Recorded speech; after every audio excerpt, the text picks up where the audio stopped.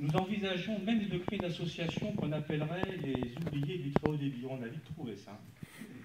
À ce titre, nous aurons des requêtes à vous présenter.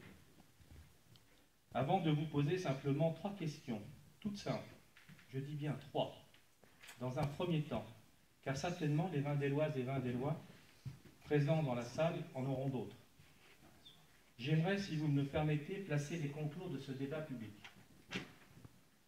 Tout d'abord, je remercie spécialement Monsieur le maire de Vendel d'avoir accepté, dès le début du mois de septembre, le principe d'un débat public.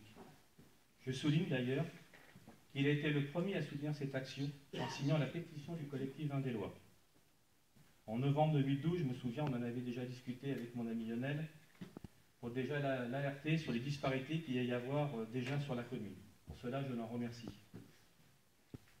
Nous sommes également très honorés par la présence de M. Christophe Amblière, conseiller régional, qui très tôt s'est prononcé pour le très haut débit par la fibre dans le département, initiateur du projet sur la communauté de communes de Braconne et Charente, dont Vendel fait partie. Ça, j'aime bien le rappeler. Vendel fait partie.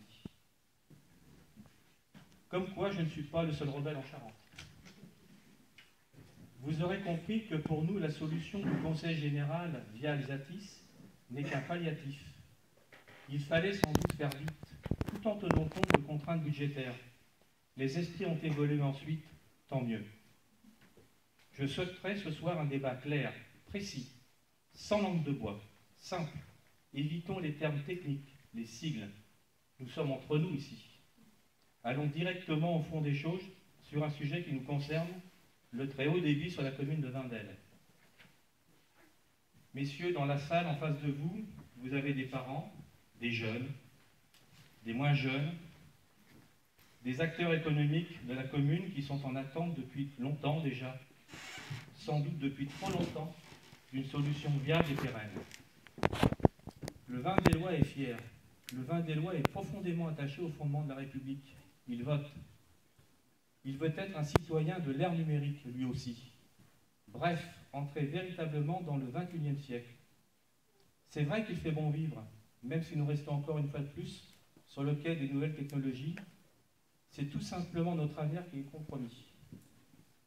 Un petit rappel historique avant de vous poser ces 3 petites questions très simples. 2004, charte du département innovant entre France Télécom et le Conseil général. À l'époque, on disait toujours France Télécom. Le président, c'était Thierry Breton. Le président du Conseil général, Jean-Michel Bolvin. Thierry Breton déclare « Fin 2006, 100% des Charentais auront l'accès à la DSL. » Source Charente Libre du 17 février 2004. Tout ce que je vais dire, j'ai la copie de tous les articles journaux, j'ai tous les originaux. Une petite anecdote, en mars 2004, c'était le lancement de la, vous savez, de la petite sonde Rosetta.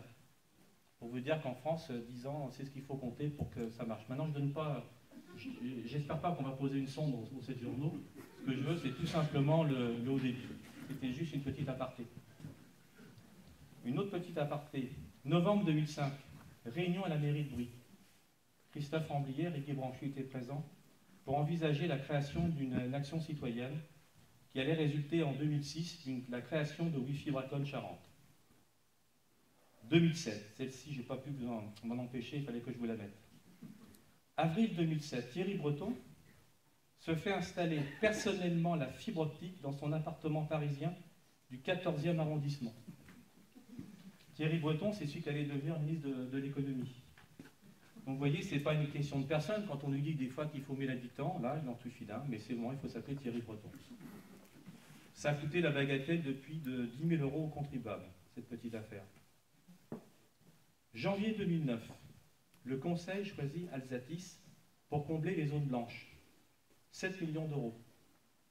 On va dire on est plus proche de 8 parce qu'ils ont une petite rallonge, sinon quelques petits soucis vers la fin. 2010, lancement du plan national très haut débit par le gouvernement de François Fillon. 2 milliards d'euros sont débloqués. Vous verrez que 2 milliards, ce n'est pas grand-chose, c'est un petit grain de sable. Je pense que le conseiller régional vous en dira beaucoup plus. 2011, France Télécom installe la fibre optique à Édon, puis dans une quinzaine d'autres communes. C'est la première fois que j'entendais parler de la commune d'Édon. C'est-à-dire, figurez-vous qu'un matin, la direction de France Télécom se lève du pied droit et se dit « Tiens, si j'amenais la fibre optique à Édon ». Pourquoi Édon? Et là, je vous avoue, j'ai eu des remords, j'en ai pas dormi pendant 2 nuits. Je me suis dit, si seulement j'avais eu la volonté d'envoyer une carte postale à France Télécom, ils auraient su qu'il y aurait eu Vindel et peut-être qu'on aurait eu la fibre optique à Vindel. Comme quoi, ça se joue à très peu de choses. 2012, 2012-2013, la PME Lippi est raccordée à la fibre. 400 000 € de projet d'anticipation. 400 000 €, c'est ce qui a marqué dans la Charente-Libre. Dans le sud-ouest, il y avait marqué 180 000 €. 2012, achèvement du plan numérique départemental, le schéma numérique. Vous verrez qu'il y a un tas de sigles, un tas de syndicats, d'associations qui rentrent en ligne de compte. C'est assez complexe, c'est un dossier compliqué, mais enfin.